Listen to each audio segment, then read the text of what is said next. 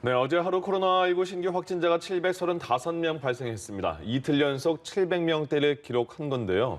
자, 수도권과 경남, 부산 등 확산세가 지속되면서 4차 유행에 대한 우려는 점점 더 커지고 있습니다. 한편 정부가 상반기 내 백신 물량 도입을 위해서 모더나와 협상을 진행 중이며 러시아 백신과 관련된 자료도 검토하고 있는 것으로 전해졌는데요.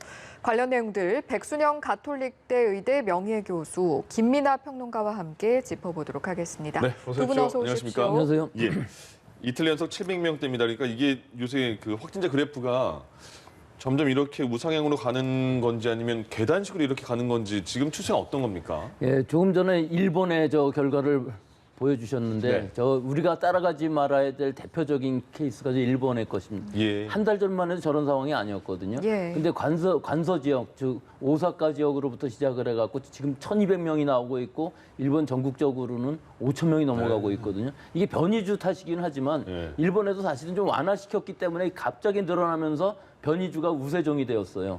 우리 지금 700명 수준이긴 한데 네. 이것이 일본 상황처럼 되지 말라는 법이었기 때문에 지금 아슬아슬하긴 합니다. 예. 하지만 좀 우리나라는 다른 상황이 있기는 한데요. 여러 가지 지표가 나쁘기는 합니다. 환자 수는 735명이지만 지난주 목요일에 비해서는 좀 늘었습니다. 예. 그렇지만 감염 재생산 지수가 지금 1.1이고 감염 경로 불명도 28%나 되는데 수도권에서의 임시선별검사도 확진자도 133명이에요. 예. 이게 수도권에서 발생한 수의 30명이나 된다는 얘기는 우리 지역사회에 그만큼 무증상 감염이 많다는 것을 뜻하죠. 조금 다행스러운 부분은 계속 위중증 환자, 사망자를 합치면은 어제 위중증 환자가 9명이나 늘어났는데 사망자는 2명이기 때문에 이 둘 합치면 11명입니다. 네. 이게 거의 한 자리 숫자 아니면 10명대 초반에서 유지가 되고 있기 때문에 환자 수는 600~700명 돼도 의료 체제 자체는 유지가 잘 되고 있는 건 맞습니다. 예. 하지만 문제는 예. 역학조사는 거의 한계에 달하는 거로 보여요. 즉, 다 하고는 있지만 시간이 늦어질 수밖에 없습니다. 이렇게 많은 사람이 나오게 되면은 그 주변에 접촉자를 찾아내야 되고 밀접 접촉자를 찾아내야 되는데 이 밀접 접촉자를 분리하는 시간이 늦어지면은 그만큼 지역사회에 N차 감염이 늘어나간다는 얘기가 되기 때문에 악순환이 돼서 늘어나면서 또 우리나라에서의 변이종이 얼마나 있는지 감염 경로를 모르는 변이주들이 계속 나오고 있기 때문에 언제 저렇게 일본으로처럼 될지 알 수 없는 상황이기 때문에 아슬아슬하기는 하지만 예. 어느 정도 유지는 통제는 잘 되고 있는 상황으로 보여서 한 1,000명까지 이렇게 갑자기 늘어나지만 않는다면은 6월까지만 잘 가줬으면 좋겠습니다. 백신 때문에요. 6월 백신. 예, 예. 1,200만 명 맞추고 나면은 일단은 뭐 1,000명, 2,000명 나와도 역학조사도 조금 소홀히 해도 위중증 환자 사망자가 거의 안 나온다면 독감 수준이 될 수 있는 것이거든요. 네. 그러니까 제가 보기에는 집단 면역이라는 거는 그 개념 자체가 굉장히 애매하고 어려운 데 비해서 우리가 실제로 볼 수 있는 위중증 환자 사망자 수가 많이 줄어든다면은 굳이 뭐 젊은 사람들 다 걸리는 상황에 있어서도 예방 접종도 못 하고 있는 상황이라면은 예. 이 중점으로 둬야 될 것이 예방 접종과의 속도와 또 이 통제 범위를 좀 영업 제한도 많이 풀어주면서 할 수 있는 이런 상황이 분명히 6월까지는 될 수가 있기 때문에 예. 지금 잘해야 되는데 한 가지 문제는 한 1,000명씩이 갑자기 늘어나는 상황이 된다 그러면은 확실하게 강력한 방역 통제를 선제적으로 해야 된다는 걸 해야 되는데 지금까지는 한 번도 그렇게 선제적으로는 못했습니다. 예. 하지만 이번은 다를 수 있다.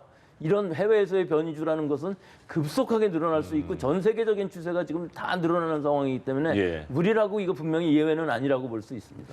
통제 가능한 아슬아슬한 상황인데 계절은 이제 초여름 날씨로 가고 있고 사람들은 이동량이 많아질 거고 지금 그 코로나19에 대한 경계심도 느슨해진 것 같고 그래서 방역 당국이 더 걱정하는 것 같아요. 그렇습니다. 뭐 당장 이제 날씨가 굉장히 따뜻해졌기 때문에 예.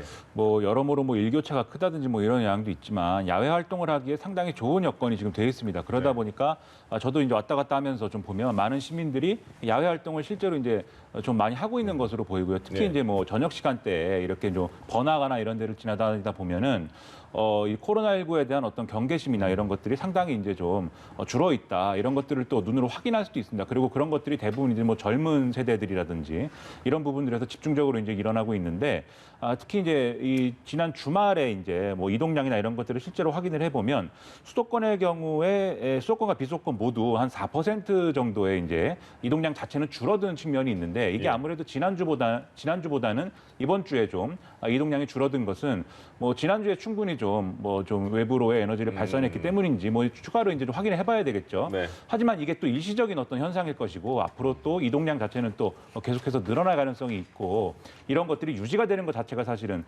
상당한 위험 요인이기 때문에 사실 우리 자신이 경각심을 좀 가져야 되는 그런 상황이고요.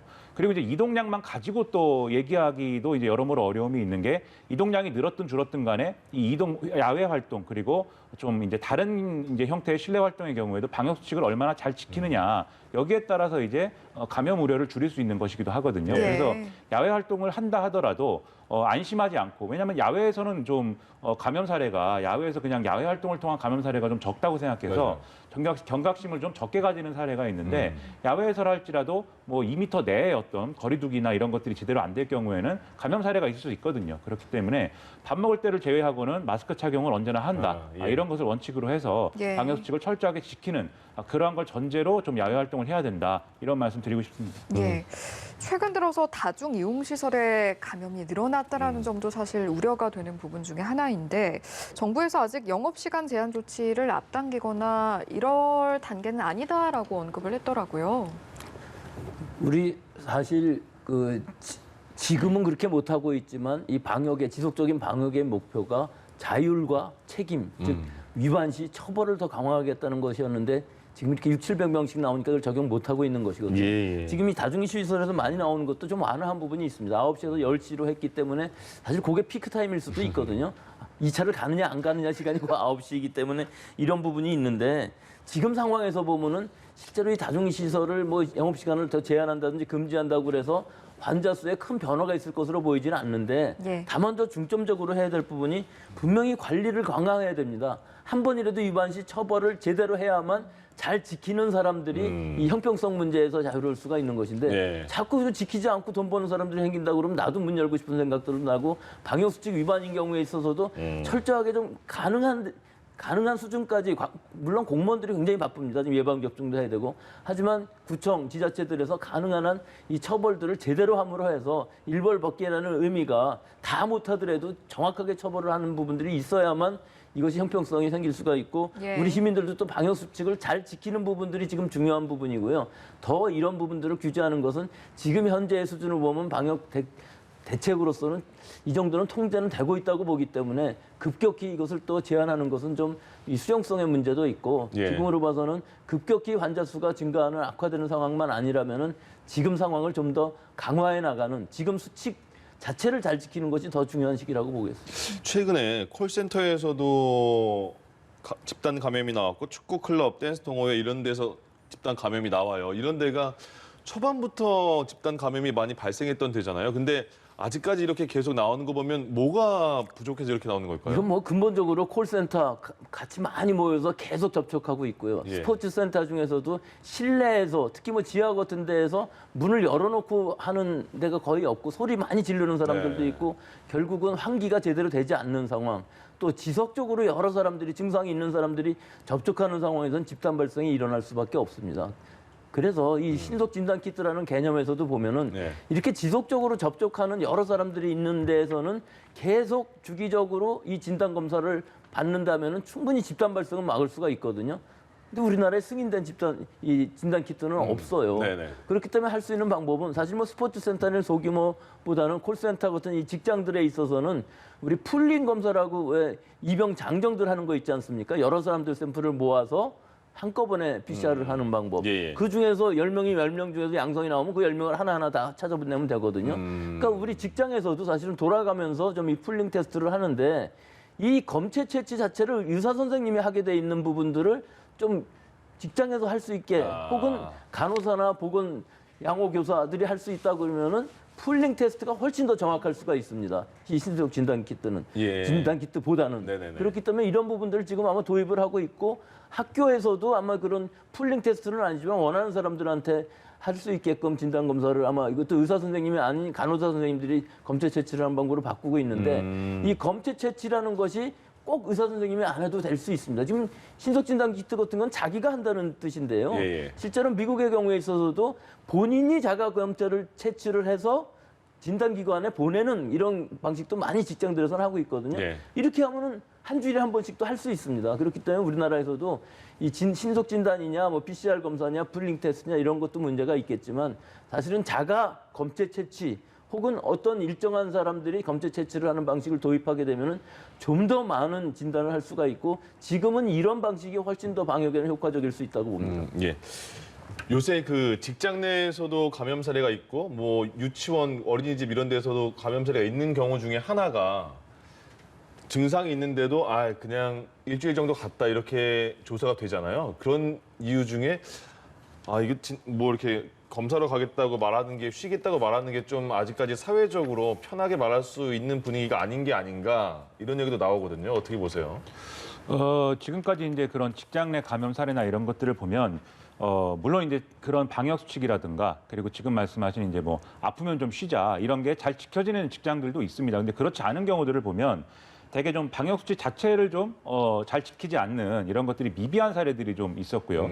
그래서 예를 들면 확진자가 나왔는데도 여러 가지 이제 방역 당국의 어떤 뭐 여러 가지 지침이나 이런 걸 따르지 않고 그냥 이제 계속 이제 일을 하는 그런 사업장도 있었고 예. 그다음에 지금 말씀하신 것처럼 이 아프면 쉰다라는 원칙이 말 그대로 이제 아프면 쉰다는 건데 이 아프다의 기준이 뭐냐 이렇게 따지고 들어가는 뭐 그런 사업장도 있었거든요. 예. 뭐 아프다고 하는데 정말 아픈 게 맞냐? 뭐그 정도는 이 아프다기보다는 뭐 기분이 나쁜 거 아니냐? 뭐 이렇게 접근을 해서 결국은 그런 게 이제 상황 악화로 되는 그런 사례도 있었고요. 그리고 이런 것들이 초동 대처 미흡 이런 걸로 이어지는 사례도 있습니다. 이제 뭐 기침이 나온다거나 이런 분명히 이제 좀 호흡기 증상이나 이런 게 있는데 뭐 어떤 일시적인 어떤 현상이다. 좀 이렇게 좀 분위기상 그렇게 넘어갔다가 증상이 나타난 지 뭐 일정 시간이 지난 후에야 이제 진단 검사를 받는다든지 뭐 이런 문제들이 사실은 있거든요. 그래서 이런 것들은 결국 그 사업장 내에서 앞으로 이제 어떤 좀 가이드라인을 통해서 이런 것들은 반드시 지켜줘야 된다라는 방역 당국의 지도와 뭐 이런 예. 단속 이런 것들이 필요할 것 같고요. 예. 그리고 이제 사업장의 특징 때문에 이런 이제 좀 방역 수칙을 지키거나 이런 것들이 어려운 이제 환경도 있습니다. 예를 들면 앞서 말씀하신 콜센터라든가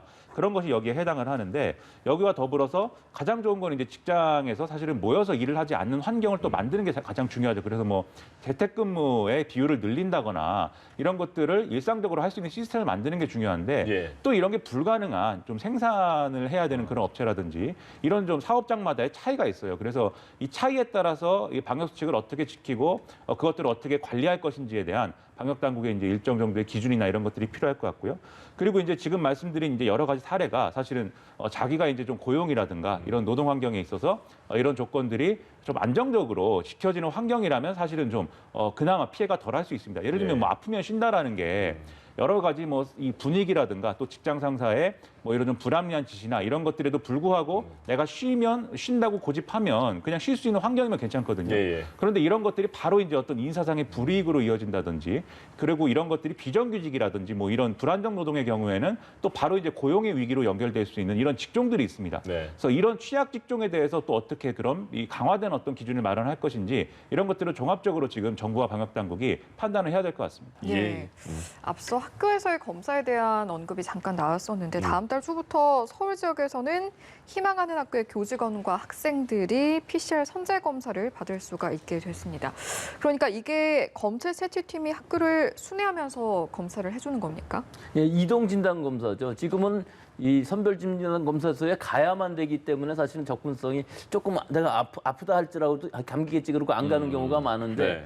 사실은 와서 해준다 그러면 증상이 있는 사람 모든 사람들이 다 받을 것이고요. 또 내가 원하면 증상이 아무것도 없다 하더라도 받기는 할 텐데 문제는 이게 얼마나 받을지 예, 그런 부분은 문제가 있을 수가 있겠죠. 예. 그래서 사실은 입영장정처럼 어떤 기관에 학생들이나 교사들을 한꺼번에 다 좀 받을 수 있게 하면 좋겠지만 그럴 수는 분명히 없는 거기 때문에 원하는 사람, 의심스러운 사람만이라도 계속 돌아가면서 받을 수 있다면 효과는 굉장히 클 것으로 보이는데 예. 과연 몇 개나 만들 수 있는지 학교는 수없이 많은데 그쵸. 이동 진단을 하는 거는 이게 얼마나 할 수 있는지 인원이라든지 장비들이 다 지자체에 따라 다를 수가 있기 때문에 여유가 있는 서울의 지자체들은 상당히 많이 할 수도 있겠지만 예. 사실은 지방에서까지 이걸 다 하기는 그렇게 쉽지는 않아 보입니다. 그러네요. 예. 학교 이야기가 나온 김에요. 최근 확산세에서 등교 축소가 되진 않을까 이런 걱정하시는 분들도 많아지고 있는 것 같은데 현재 학교 내 방역은 좀 어떻게 진행이 되고 있습니까? 지금 말씀하셨듯이 이제 등교 수업의 축소나 이런 것들은 이제 이루어지는 것이 바람직하지 않죠. 왜냐하면 최근에 연구 결과나 이런 거를 봐도 실제로 이제 그 학력의 어떤 양극화라든가 이 학업 능력, 학업 수행 능력의 양극화 이런 것들이 이제 좀 수치로 확인이 되고 있는 측면들이 있기 때문에 그러한 것들을 이제 감안해서라도 어쨌든 공교육 시스템이 제대로 돌아가야 되는 게 이제 지금은 절실한 상황이어서 어쨌든 좀 이제 학교에 대한 어떤 방역 관리나 이런 것들이 강화돼야 되는 그런 시점입니다. 그래서 어제 이 정부가 이 서울을 대상으로 해서 시범적으로 좀 이렇게 방역 관리를 강화한다 이런 방침을 밝힌 건데요.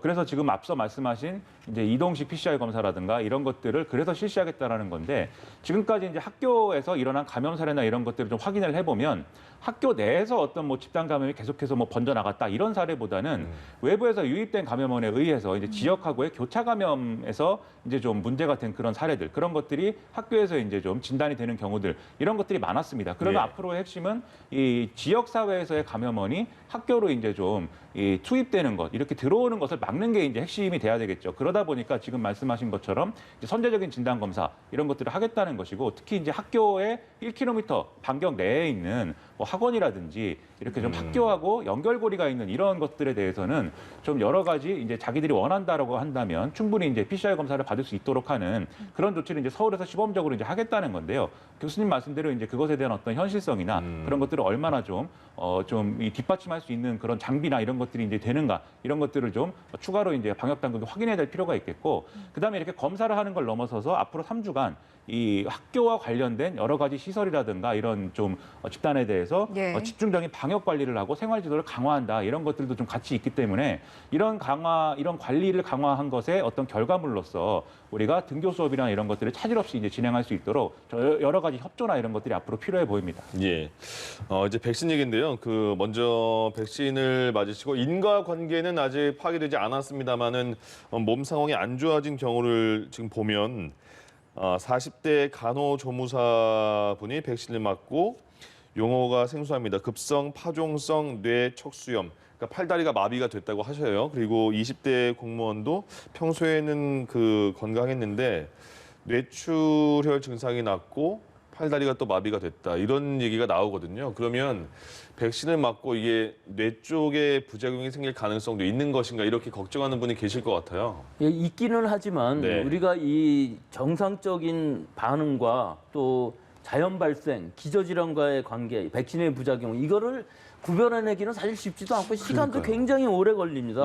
결국은 예방 접종 후에 우리가 자연적인 면역 반응으로 일어나는 발열이라든지 가벼운 증상인가 아니면 이것이 이상 증상인가를 알기 제일 좋은 방법은 2, 3일이 지나도 증상이 계속된다면 무조건 이상 증상이라고 생각하고 병원에 가야 되는 것. 이것이 잘 안 지켜지는 부분들이 지금 이 환자분들한테 있었던 것이 좀 아쉬운 부분이에요. 2, 3일이 지나서 진통제를 계속 먹는데도 통증이 안 없어지고 계속 진행되고 있는데 빨리 병원에 가야 되는 부분들이 잘 홍보가 되지 않았다 하는 부분하고 그다음에 병원의 입장에서도 일단 예방접종을 받은 후 증상이 나왔다 그러면 정확한 진단을 빨리 하고 이거에 대한 적절한 치료가 일어날 수 있는 지침이 마련돼야 되는데 이분 경우에 있어서는 또 이것도 시간이 많이 걸려갖고서 12일 날 접종을 받았는데 31일이나 돼야 입원이 되는 4월 1일까지 이제 입원을 하게 되는 상황이 되거든요. 이 기간이 너무 기니까 중증으로 가게 된 것이죠. 하지만 이 경우에 있어서도 이 인과관계를 밝혀낸다는 것은 거의 어렵고요. 지난 10년 동안의 예방접종, 독감 백신 접종으로 이 인과관계가 확인된 경우도 2건밖에 확인을 해주지 않았거든요. 지금 우리도 굉장히 많은 중증 사례가 있는데 딱 한 명, 20대 응급요원 CVST 경우만 사실은 이 인과관계는 없지만 접종을 한 후에 피해를 보고서 해준 한 케이스밖에 없거든요. 지금 상황에서 보면은 접종을 받고서 인과관계가 의심되는 경우에 있어서는 다 피해 보상을 해주는 것이 맞지. 이것을 인과관계가 나올 때까지 계속 그대로 둔다면은 이 피해 실제로 지금 400만 원 정도 일주일에 진료비를 낸다고 하거든요.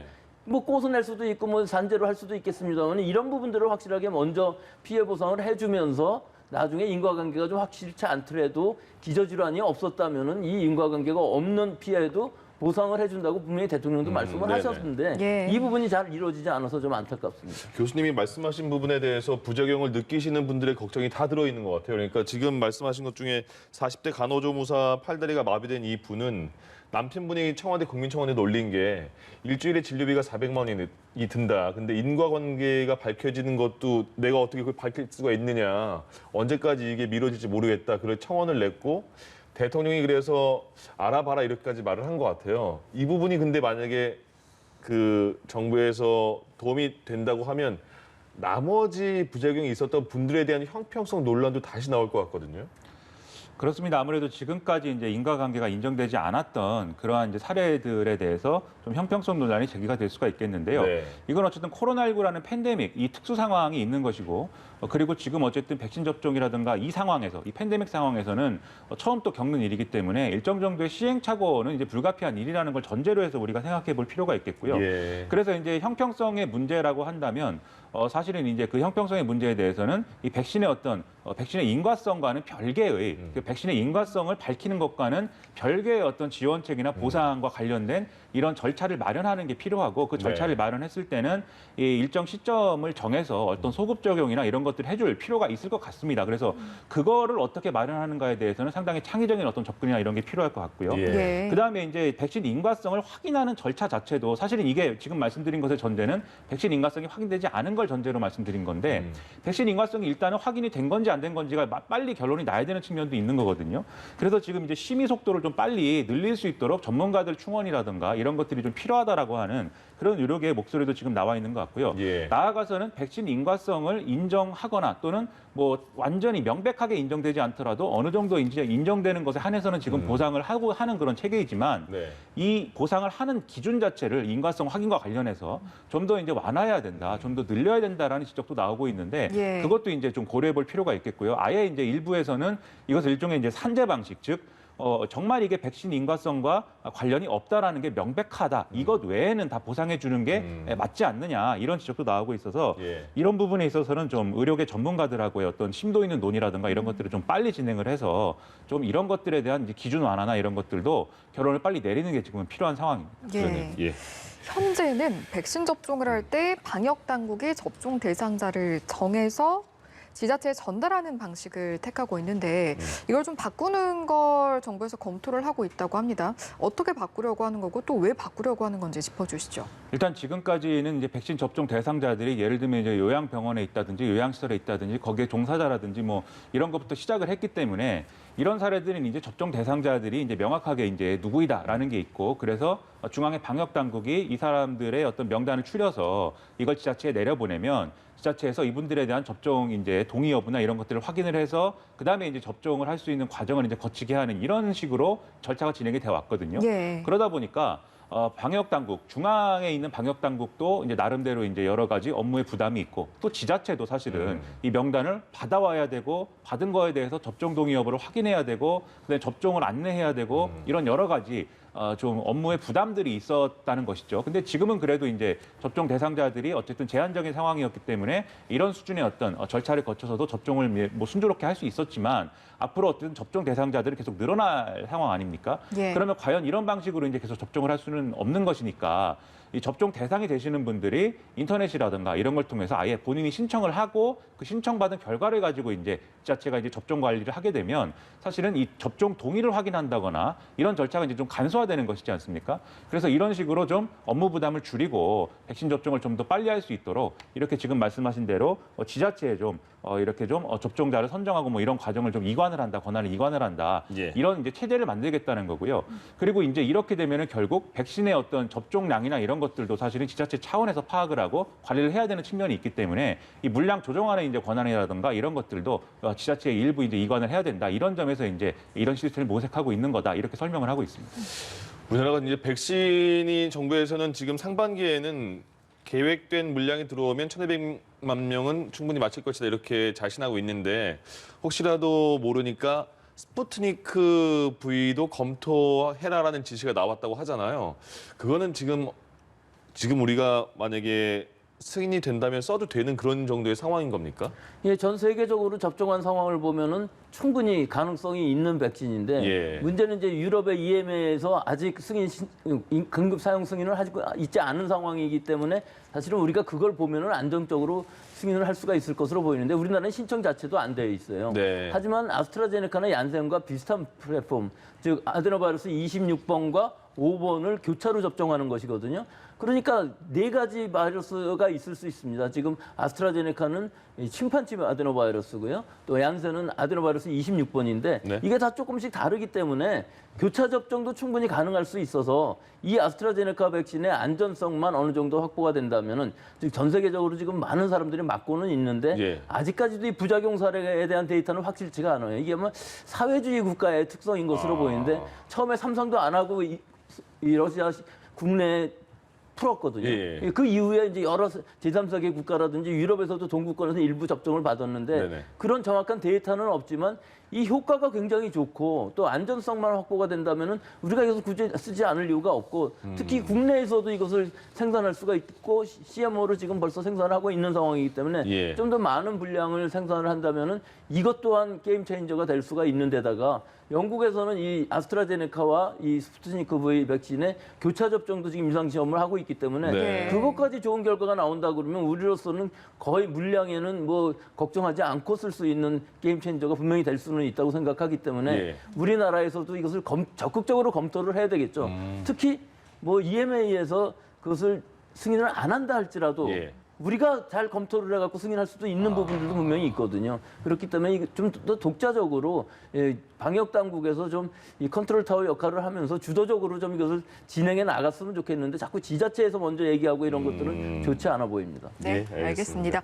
지금까지 백순영 가톨릭대 의대 명예교수 김민하 평론가와 함께했습니다. 두 분 고맙습니다. 고맙습니다. 예.